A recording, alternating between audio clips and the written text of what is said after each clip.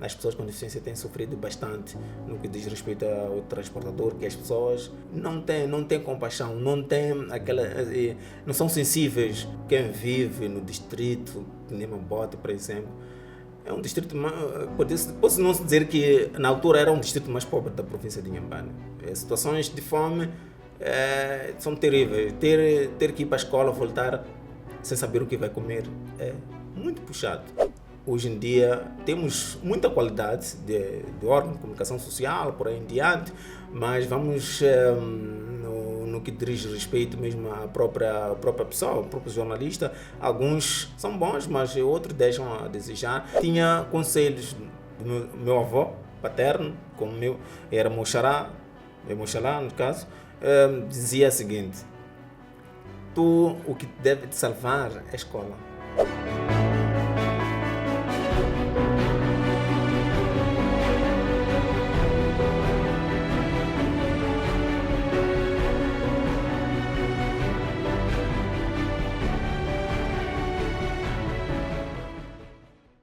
Saudações especiais, seja bem-vindo ao Cutenda, sobreviver hoje para continuar a lutar amanhã. Hoje recebo Abdul Rahman, é um jovem que nasce no distrito de Mabote, na província de Gaza. Tem uma história para contar, mas nada melhor do que ele para dizer-nos quem é.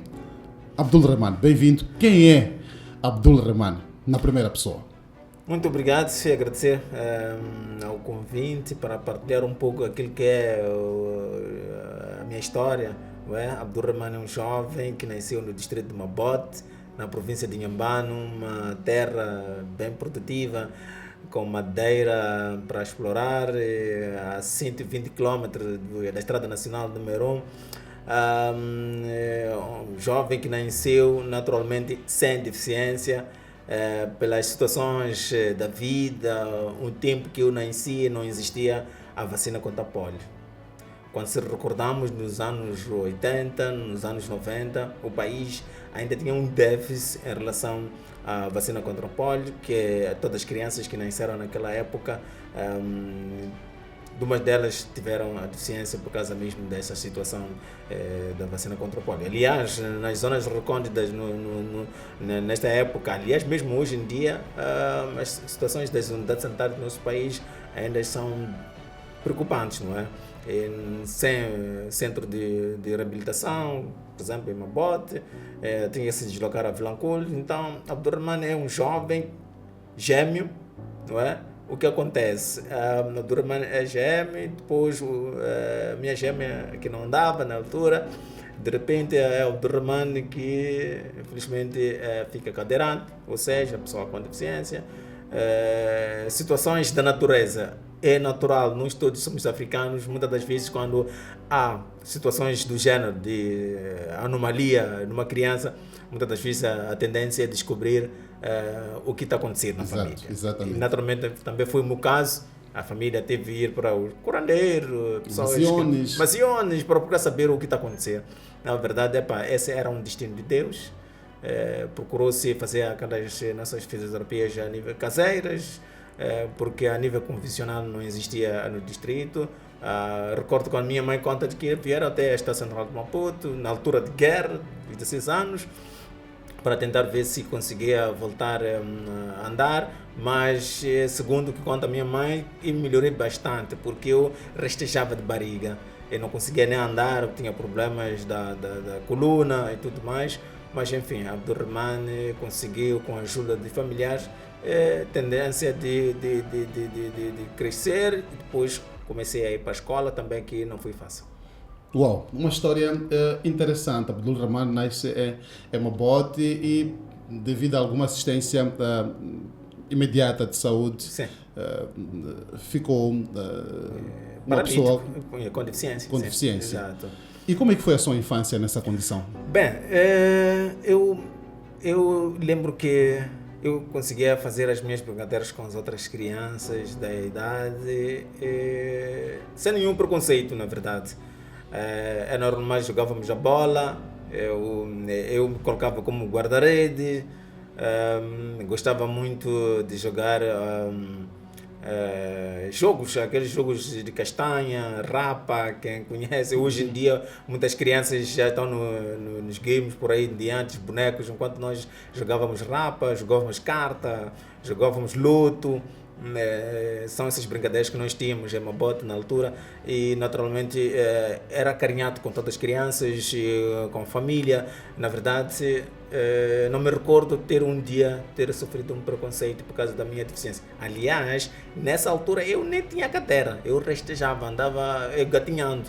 Não é? Okay. E já imaginou no tempo de calor onde nós nos encontramos em Mabote, faz muito calor, mas muito calor mesmo. E qual era a distância que separava a casa da escola?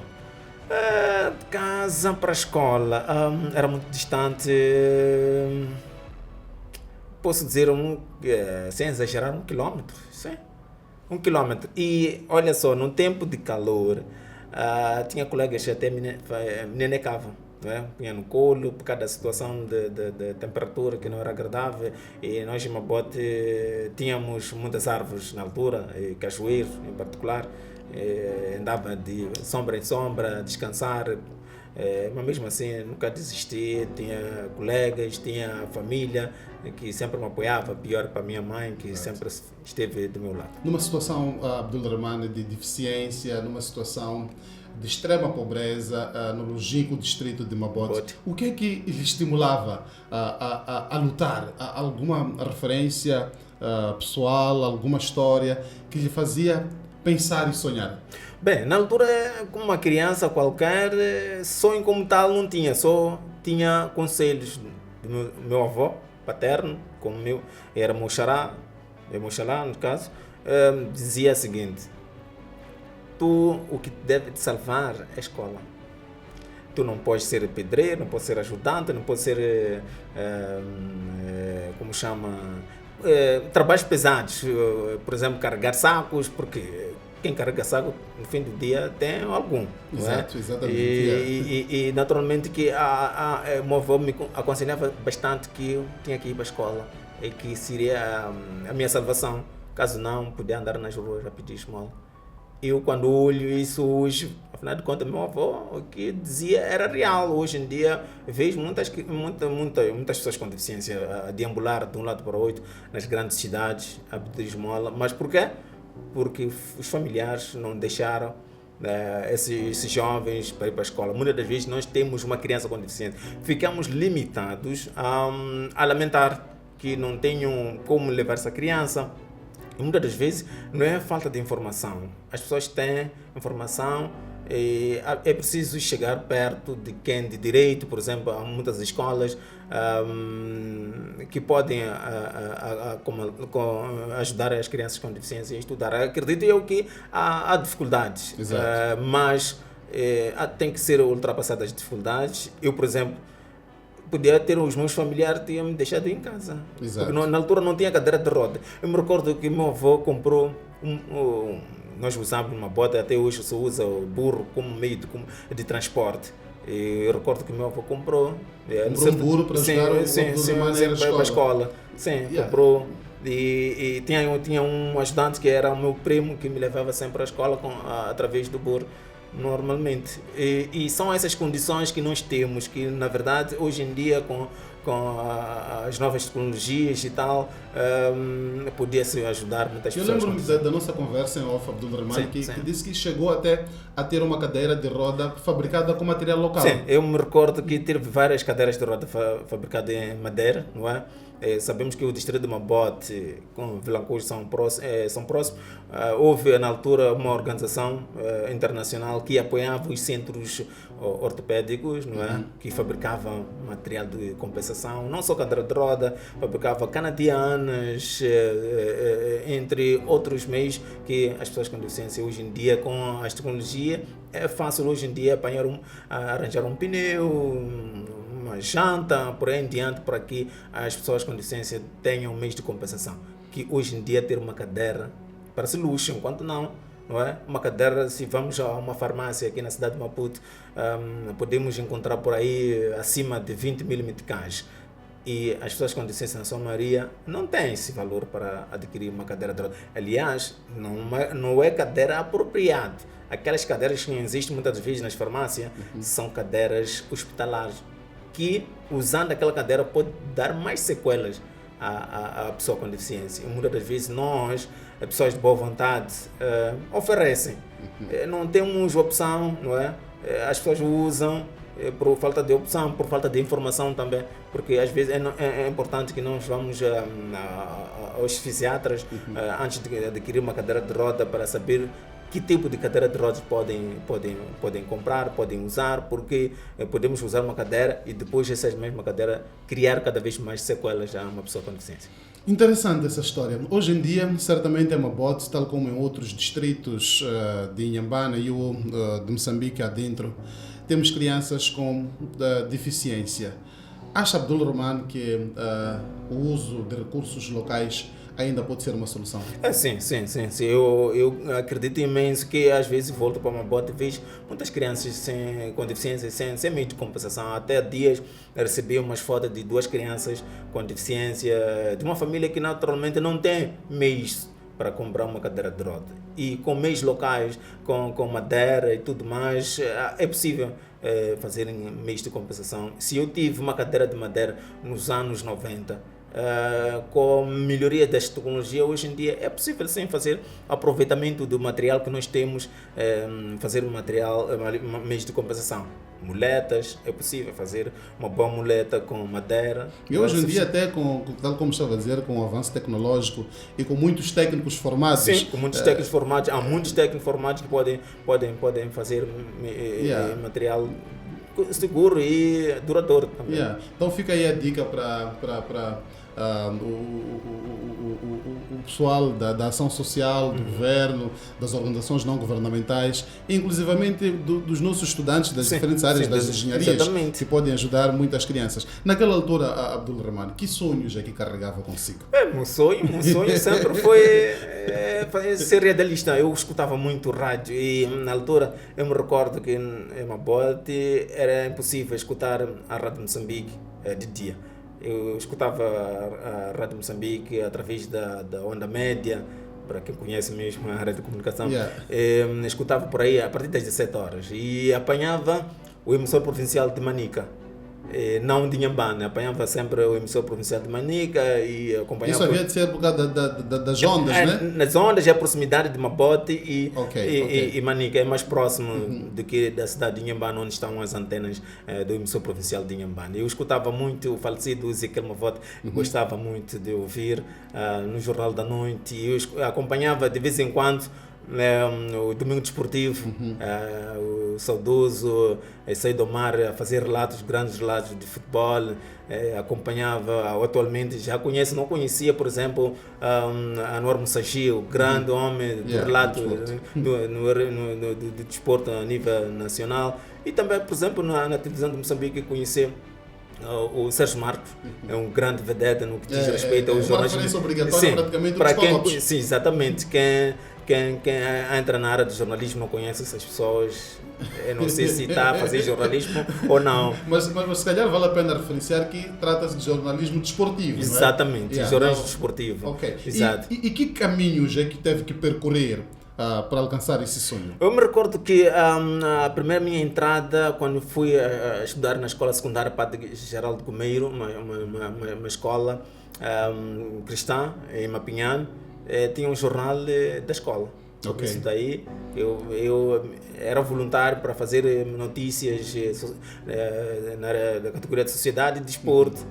E quando termino a minha 12ª em Maputo, vou para Vilanculo, começo a fazer rádio, na rádio comunitária de Vilanculo. Ok. Então, só para contextualizar, o Abdul Rahman faz o ensino primário em Mabote. Sim, depois o ensino secundário, uma pequena parte é Mapinhã, que pertence ao distrito de Vilanculo, onde fiz até 10ª classe. Ok. E depois daí tenho que vir à cidade de Maputo. Ok. Todos os jovens que nascem nos distritos querem conhecer Maputo. Quando fala de Maputo, para estar a falar de uns Estados Unidos.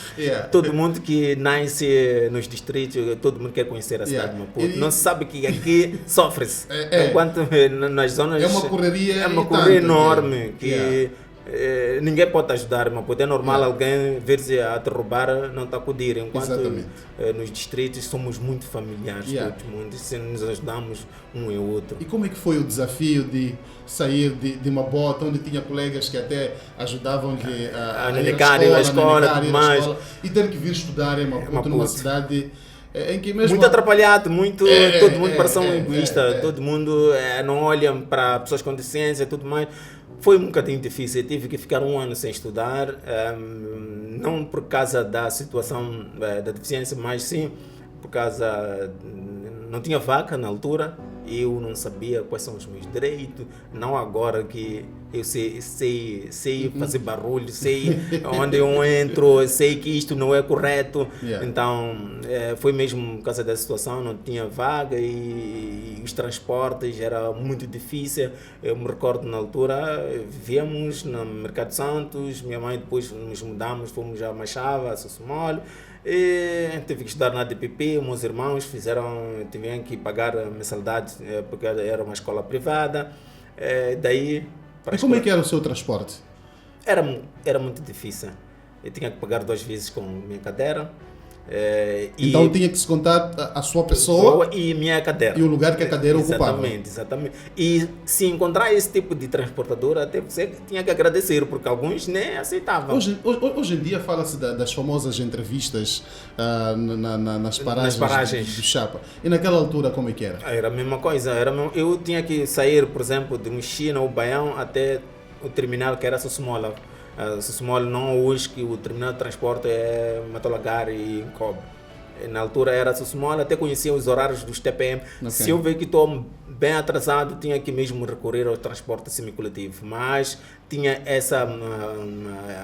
pegar os transportes públicos. Por exemplo, quando estava na escola secundária da Matola, tinha que acordar por aí até 5 horas, não é? Pegar o transporte, descia no Acacan, não é? E depois pegava um outro transporte que podia descer na Serres ou mesmo em frente da escola secundária da Matola, por exemplo, pegava uma bomba que ia para Texlon, uma Chantren, por aí em diante. Foi um percurso desafiador. Um percurso desafiador, mas essas coisas de termos amigos, numa conversa na mesquita, porque eu sou muçulmano, um senhor, não é, que já não está entre nós, que Deus lhe dá paz. E que, uma conversa, eu disse que eu estou estudando na escola secundária da Matola, tenho sofrido muito transporte, ele tinha um transporte escolar. Disse que não há problema, ele deixava o carro dele na mesquita, era o parque do senhor, levava-me sempre de manhã e me deixava na escola. Isso foi um grande alívio. Fiz a 11ª e a 12ª com a ajuda dele. Hoje, se tivesse que dizer alguma coisa a este senhor, que o Deus o tenha, qual é que seria a sua mensagem para ele? Pelo contributo que ele deu para si. Eu, na verdade, eu podia lhe agradecer bastante. Sempre quando eu vejo os filhos e tal, lhe cumprimento com muito carinho. Eles não podem perceber porquê, porque só aquela ajuda para mim mudou muito na minha vida. E não era fácil ter um transporte para ir para a escola, era muito difícil. Se naquela altura que não existia um transporte direto da Machava para Matola, por exemplo, e hoje que existe, mesmo assim as pessoas com deficiência têm sofrido bastante no que diz respeito ao transportador, que as pessoas não têm compaixão, não são sensíveis. Há um ditado, não sei se é em Xitso ou em Xangana, vale um garrega xilima não há anha, porque há muitos não tipo. Tu não sabes o que pode acontecer contigo amanhã. Hoje temos muitas doenças, há muitos acidentes. Só por sair da tua casa à rua, não sabes se voltas saudável, agradece a Deus. Por isso, há momentos em que nós devemos refletir do comportamento que nós levamos. Se alguém está assim hoje, não é porque quis. Exato. São coisas da vida, Deus destinou-lhe assim. Então, nós devemos acarinhar as pessoas com deficiência, não só mesmo as pessoas com corpo volumoso, muitas vezes eles têm sofrido preconceito a nível de transportes públicos no nosso país. Não só a nível de transportes públicos, eu lembro que circulou muito nas últimas semanas nas redes sociais uma senhora cadeirante que estava a ser vedada de aceder a uma casa de pastos aqui na cidade de Maputo. Acompanhou esse cenário e como é que sentiu-se? Acompanhei e estou a seguir o passo para o passo. Eu já ouvi as duas partes e estou a compilar uma grande reportagem sobre esse assunto. Na verdade, é muito triste o que acontece na nossa sociedade. Portanto, ser um cadeirante não significa que a pessoa pode não ter posse de entrar num estabelecimento, numa loja. É possível, sim.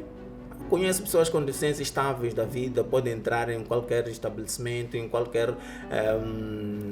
pode viajar, fazer turismo, enfim. Mas sempre quando olham, muitas das vezes conotam-se como uma pessoa que quer pedir esmola, são situações de acessibilidade. Acredito que é momento de a sociedade mudar de consciência. Nós devemos nos amparar, nós devemos respeitar os direitos das pessoas com deficiência. Temos aí a nova lei que foi aprovada na Assembleia da República no ano passado, que é a Lei de Promoção e Proteção dos Direitos das Pessoas com Deficiência. Uma das coisas que eu me questiono e fico preocupado, nós em Moçambique temos leis fantásticas. Exatamente. Mas na sua implementação não é implementado muitas das leis. Por exemplo, o Decreto 53/2008, que fala sobre acessibilidade, isso é a obrigação das instituições públicas ter acessibilidade, mas só os edifícios novos podemos visitar. Muitos deles não respeitam. Até porque as entidades privadas é que parecem estar mais preocupadas. Por exemplo, vou dar um exemplo. No mesmo decreto diz que a cada edifício, por exemplo, vamos dar um exemplo do Ministério do Gênero, Criança e Ação Social, que é um ministério de Pelour, exatamente. Que deve defender os direitos das pessoas. Só naquele edifício devia existir 5 lugares, ou seja, 5 lugares destinados ao parqueamento de viaturas de pessoas com deficiência. Exatamente. Mas até hoje estamos a falar, pode ir para o Ministério.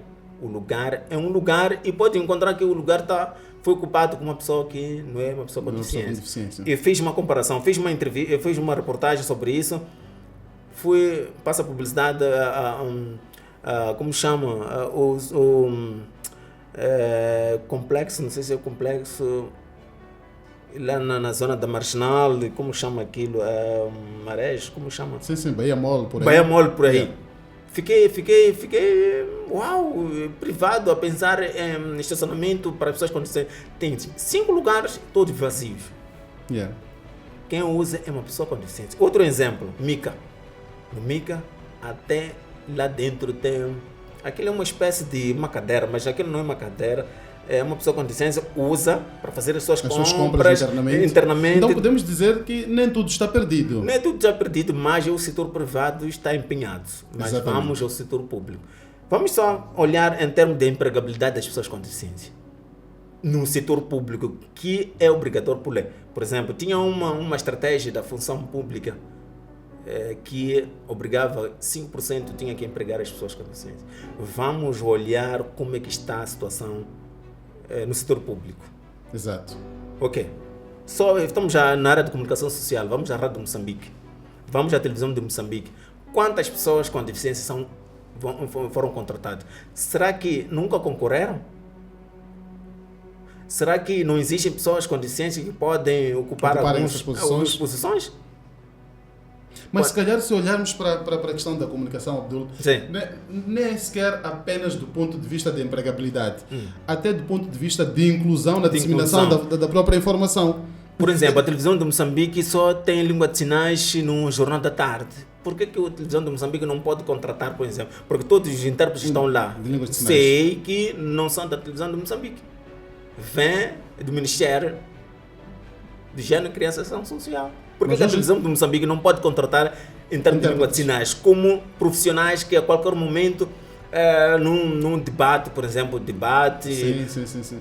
serem transmitidos para as pessoas com Até deficiência mesmo em auditiva. programas de entretenimento. Sim, é possível, sim, é possível. Yeah. É possível, por exemplo, nos debates que todas as pessoas que querem ver, por exemplo, a tomada de posse do novo presidente, era a obrigação da televisão de Moçambique colocar Uma janela. uma janela de interpretação de língua de sinais, mas não houve. Yeah. Podem dizer que não tem fundos para contratar intérpretes de língua de sinais ou falta de vontade dos nossos dirigentes? Não, mas esta a questão da inclusão é uma demanda urgente, não é? Sim. Agora, quando trabalhamos em projetos de desenvolvimento social, os doadores Querem, pedem sim, que haja a inclusão. Sim. Então, yeah. Não faz sentido, mas o que tem que se fazer é tudo nós lutarmos pela inclusão. Exatamente. Hoje em dia há muita aderência a nível das organizações internacionais, mesmo internas, que buscam essa inclusão, não é? Num projeto, como falava aqui, nos projetos e tudo mais, que a pessoa com deficiência seja incluída, Ok. não é? Mas mesmo diante destes desafios todos, Abdul Rahman sobreviveu a este corre-corre, a estes desafios de Maputo. Fez a 11ª e a 12ª? Sim, fiz e depois daí a minha família não tinha condições, tive que, numa conversa também de uns amigos, disse que por que tu não vais falar com a primeira-ministra na altura, era a doutora Luísa Diogo na altura, por que tu não vais falar com ela e tudo mais, pedir bolsa de estudo? Na verdade fui para o gabinete dela, preencher aqueles documentos de audiência, aí tinha que responder porque que eu quero falar com ela, tinha que era a bolsa de estudo. Dito feito, nem um mês ligaram-me, que era, fizeram, acho que entre instituições fizeram um link, Ok. que para esse assunto nem precisa o senhor estar com a primeira-ministra. Exatamente. O Instituto de Bolsa pode resolver esse assunto. O que Ok. aconteceu foi mesmo o Instituto de Bolsa ligou para mim, que conheceu uma escola, uma universidade que na altura estava aberto, na altura estava a vir já uma publicidade do STEC, Ok. que atual é a Universidade Unitiva. Exatamente. E estava a fazer uma publicidade que era para começar o semestre 0, um pré-pedêutico na altura. Eu disse que sim, tinha que ir para lá, ter mais informações, eu fazer as matrículas, que tudo o Instituto de Bolsa ia pagar. Começou assim, e no primeiro ano que eu era pré-pedêutico, era de noite, sofri um pouco, porque o transporte na altura da universidade não chegava até A a sua minha zona residencial. residencial, mas já me facilitava. Já quando comecei o primeiro ano, já era tudo. E que curso é que fez? Ciência de comunicação. Ciências da comunicação. Essa paixão Sempre de apaixonado jornalismo, pela área de pela jornalismo, comunicação. desde os tempos em que eu Sim, ouvi Ezequiel, uma uma volta é uma volta. volta. Exato, exato. Então, sempre apaixonado pela área de jornalismo. Fiz lá o meu curso e não tive nenhum problema no que diz respeito ao transporte, porque a universidade oferecia transporte, era só ir para Parás na hora e assim sucessivamente. E já terminando o curso, outro desafio é mesmo a empregabilidade de pessoas com deficiência. Estagiei, passei da televisão de Moçambique, não é? Para vir só Yeah. estagiar na televisão de Moçambique. Abdul Rahman não é contratado. Ok. Não fiz. Na altura não tinha muitos conhecimento em termos dos direitos das pessoas com deficiência. Não yeah. agora. Exato. Depois o que acontece, também passei para a Rádio Moçambique não estagiei também, fiz um curso no Centro de Formação da própria Rádio Moçambique, ok. para ter algumas noções básicas no que diz respeito ao jornalismo radiofónico. Depois houve uma oportunidade para estagiar no Media Lab. Na altura não era Media Lab, é IREX. Exatamente. Não é? Que eu estagiei por volta de 10 meses, jornalismo multimídia, por aí. E daí termina o estágio no Media Lab, tive uma oportunidade. Aliás, o Media Lab fazia o seguinte: todos os estagiários tinham que sair. Eles faziam tudo por tudo para que todos os estudantes conseguissem uma colocação. Uma colocação. Alguns colegas foram para a STV e tudo mais. Tentaram para a televisão de Moçambique, não conseguiram. E na altura abre-se a TV Surda. A TV Surda foi uma plataforma na altura que estavam a se formar os outros colegas e tudo mais. Começa já a vincular o programa da TV Surda na televisão de Moçambique. E daí também sou integrado na TV Surda, que já passa por aí uns 9 anos. Começo aí a trabalhar pela TV Surda, é o meu primeiro emprego. E os meus sonhos não terminam por aí. Exatamente. Comecei... Mas antes mesmo da TV Sordo, o Abdul Rahman já corria por aí enquanto jornalista desportivo, sim, não é? sim. Estava nos campos. Que é uma coisa, somehow, de alguma Sim, forma, controversa. Quer dizer, como é que um cadeirante é jornalista desportivo? Movimentações e tudo mais. Eu sempre fui um desportista, eu já pratiquei basquete em cadeira de roda, já participei em São Silvestre, não sei quantas vezes já ganhei, não é agora que já sou com barriga e tal, mas já corri bastante. Eu nessas corridas São Silvestre, alguma légua a nível da cidade de Maputo, não só era ganhador nessas corridas. Portanto, o desporto para mim como é que a família olhou para esse sonho de ser jornalista desportivo, querer estudar jornalismo ao mesmo tempo, enquanto cadeirante? Exato. Eu me recordo, até meu irmão mais velho perguntava: como que tu queres fazer jornalismo se é uma área que movimenta-se muito, tem que se deslocar para aí, tem que correr? Como era um sonho, mas eu disse que esse é um sonho de infância. Ok. A ideia do meu irmão era para fazer direito. Eu disse: não posso fazer direito, eu quero fazer jornalismo porque é a minha paixão. E por aí em diante. Aliás, sobre a minha paixão, quando eu estava em Mabote, minha mãe estava em Maputo, sempre que vinha para Mabote, trazia jornais. Exato. Jornais, eu tinha a tendência de ler em voz alta, não é? Que era para exercitar, exercitar, né? Eu fazia aquela simulação, parecia que estava a ver uma volta. Exatamente. E tinha uma rádio que a minha mãe sempre comprava, uma rádio e tudo mais, para eu sempre estar atualizado. Até porque para os amantes da rádio, os ensaios às vezes eram feitos no canto da casa, ou um pouco na geleira, ou levando uma lata vazia. Mas uma coisa interessante é que hoje em dia os estudantes nem têm, pode perguntar quem são os vedetas dos jornais de Moçambique. É possível não responder, porque nós na altura temos que conhecer algumas referências a nível do jornalismo em Moçambique, e atualmente não acontece. E também a tendência de ler o jornal em voz alta, tentar imitar. Eu me recordo na altura mesmo para escrever, nós tentávamos ver a caligrafia do outro colega e tentávamos imitar e melhorar a caligrafia. Não, hoje em dia não acontece.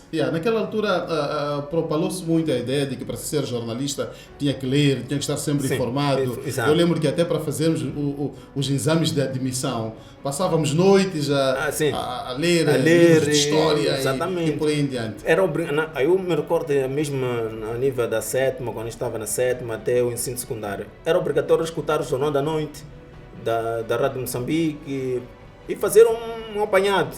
E chegar na sala de aulas, na cadeira da língua portuguesa, o professor perguntava o que acompanhou, as notícias e tudo mais. E hoje em dia não acontece. O Abdul Rahman trabalha como jornalista desportivo.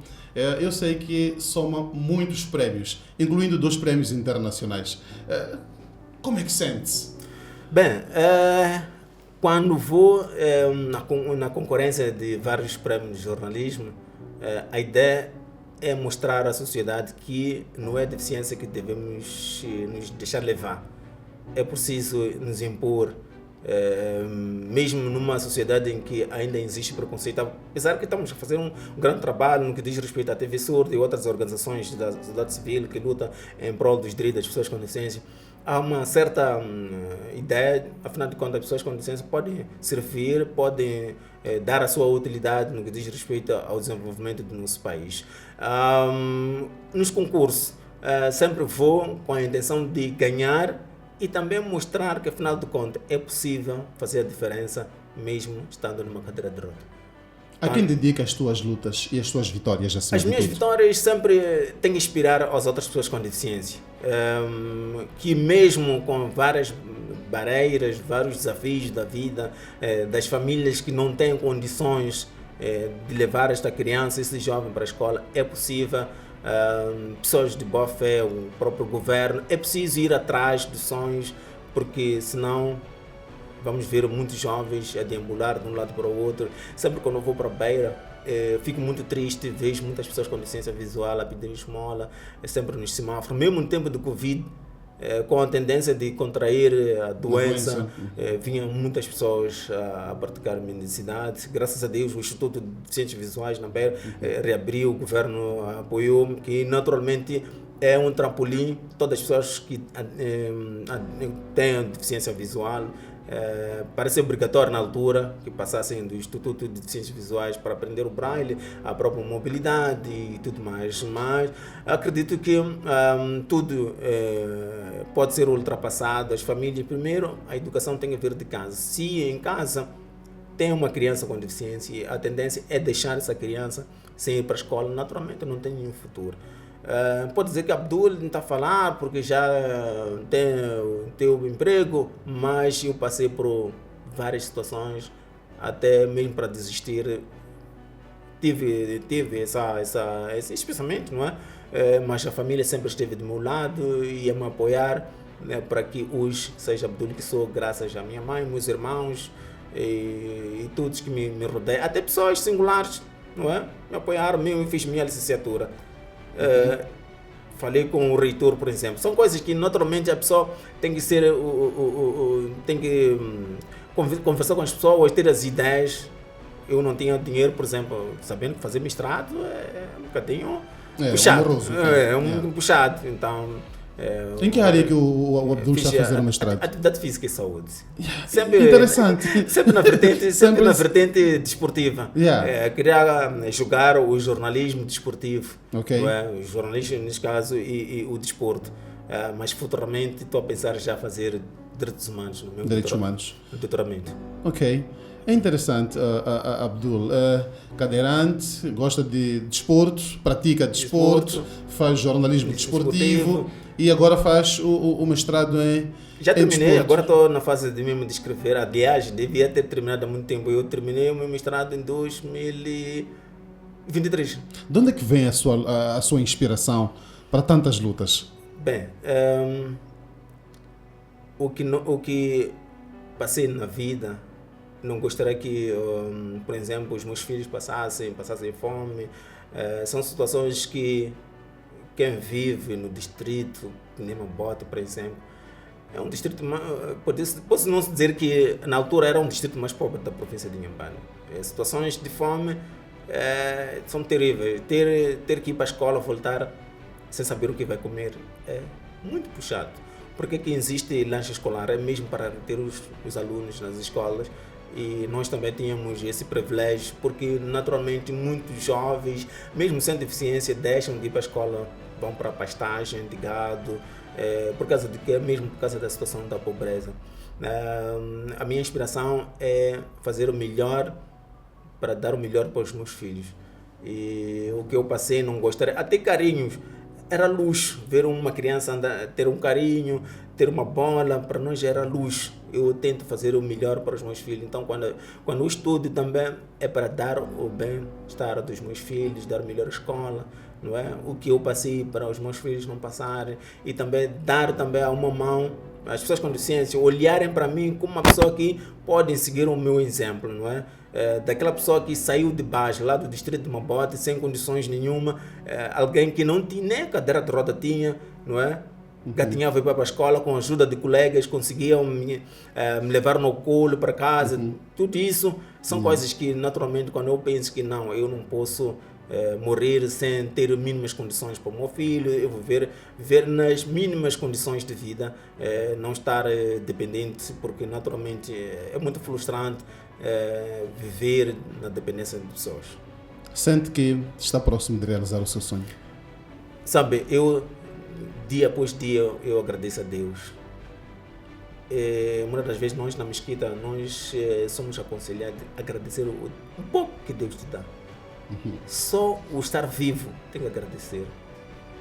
Do jeito que eu estava, sem cadeira de roda, eu gatinhar.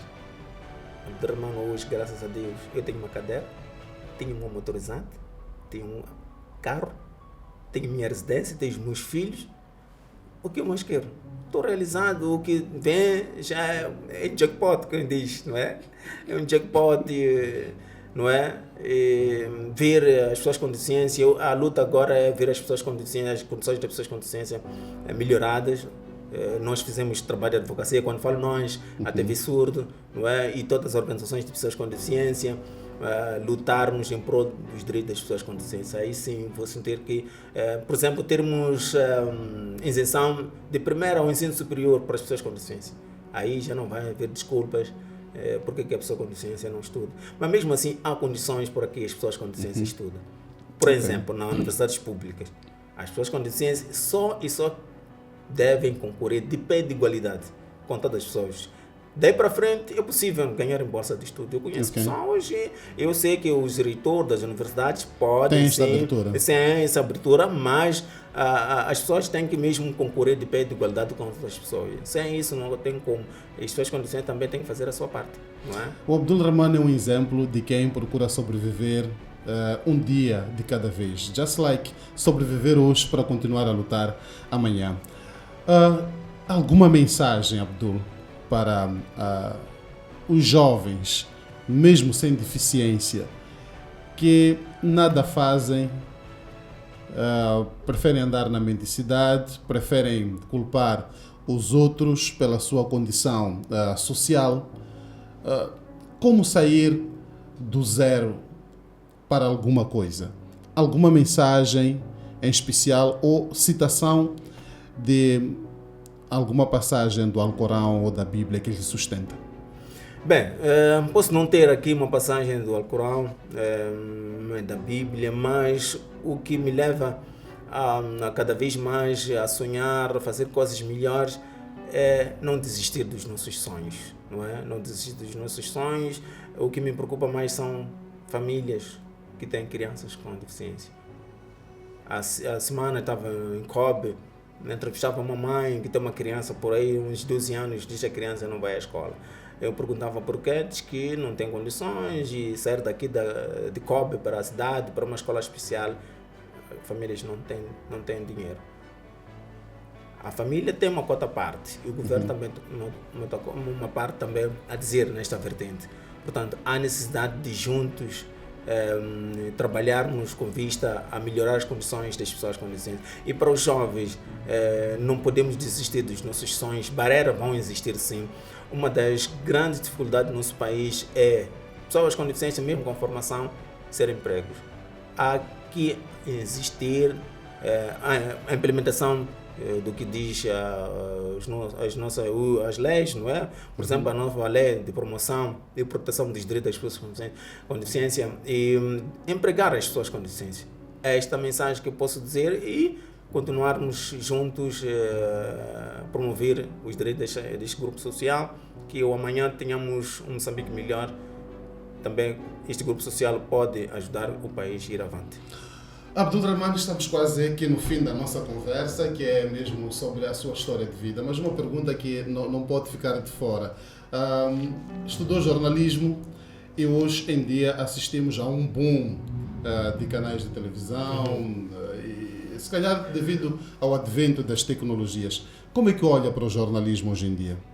Bem, primeiro são as escolas de jornalismo que, na verdade, quando comparávamos os anos 90, os anos 80, que mesmo com não havendo muitas tecnologias, faziam uns bons profissionais de comunicação social. Hoje em dia, temos muitas ferramentas para tirar um bom jornalista, mas hoje em dia temos muita qualidade de órgão de comunicação social, por aí em diante, mas vamos no que diz respeito mesmo à própria pessoa, ao próprio jornalista. Alguns são bons, mas outros deixam a desejar. É normal ir a uma conferência de imprensa, os jornais nem um apanhado, está a sair bem vazio. Como é que é possível? Ok, eu vou numa conferência de imprensa, por exemplo, o ministro da Saúde vai falar sobre, por exemplo, malária, por exemplo. Os jornalistas saem da redação, nem se fazer um apanhado não é possível. Só vai encostar o microfone, não é possível. E vezes aí que encosta apenas o microfone, fica à espera dos outros a fazerem perguntas e ou a publicarem para depois começar a apanhar o tópico, né? Só falando disso, uma vez estava numa conferência de imprensa que o presidente da Federação Moçambicana de Futebol sempre dá os seus informes a nível de termos. eu fiz uma pergunta sobre a naturalização dos jogadores. Por exemplo, falei dos jogadores do Black Bulls, por aí em diante. A minha pergunta, a resposta do presidente foi uma manchete de muitos jornais. Não, mas essa história não é de hoje. Eu lembro-me que no ano em que o Ministério da Agricultura pegou fogo, não é? Sim. Tinha lá uma conferência de imprensa marcada. E um colega volta à redação e diz: a conferência de imprensa não aconteceu mais porque o Ministério está a pegar fogo. Olha lá. Mas é notícia. É notícia. Mas ele voltou de mãos a abanar. Mas isso é notícia, é uma bomba. Isso é uma notícia. Mas é isso que estou a dizer, que infelizmente o nosso jornalismo... E o outro lado também, a situação da carteira profissional do próprio jornalista. Hoje em dia, qualquer um acorda já é jornalista. Daqui a mais um tempo, que Abdul é que nós teremos? Agora temos o Abdul que pelo menos saiu do ponto 0. Vamos considerar para o ponto 2, 3. Exato. Mas daqui para frente, que Abdul é que nós teremos? Abdul continuar a sonhar, continuar a trabalhar em prol dos direitos das pessoas com deficiência. Esse é o meu foco. Até há pessoas que sempre dizem: tu sempre pensas na inclusão, por que não faz outras coisas? Eu sofri muito, então tenho que batalhar para que ver as outras pessoas também seguir o mesmo passo. Deus quiser fazer o meu mestrado, aliás, um doutoramento e tudo mais. Ele sempre quer. Sim, e depois o resto só Deus é que sabe. E mesmo para terminar, agradecer a todas as pessoas que sempre têm me apoiado, os colegas da TV Surdo, do Media Lab, da H2N. Aliás, também tem um programa de rádio que é virado às rádios comunitárias. Que a ICS tem passado a agradecer também imenso a disponibilidade, o espaço que tem dado para passar os programas, que juntos vamos mudar Moçambique, juntos pelo Moçambique mais inclusivo, juntos em prol dos direitos das pessoas com deficiência. O programa de rádio chama-se Mais Inclusão. Vamos fazer questão de colocar o link no rodapé enquanto estiver a rodar essa entrevista, como forma de também promovermos esta inclusão. É sempre difícil entrevistar um jornalista, então alguma coisa que eu não tenha perguntado, mas que gostaria de dizer, eu que estava na expectativa de poder falar. Não, acredito que falamos tudo, apenas agradecer que este programa continua a elevar histórias de sucesso para Moçambique, para além da fronteira, que muda também o comportamento de muitas pessoas. Muito obrigado, Abdul. Estamos juntos. Obrigado. É o fim do Kutenda hoje com a história de superação de Abdul Rahman. Oxalá que você tenha gostado, tenha aprendido.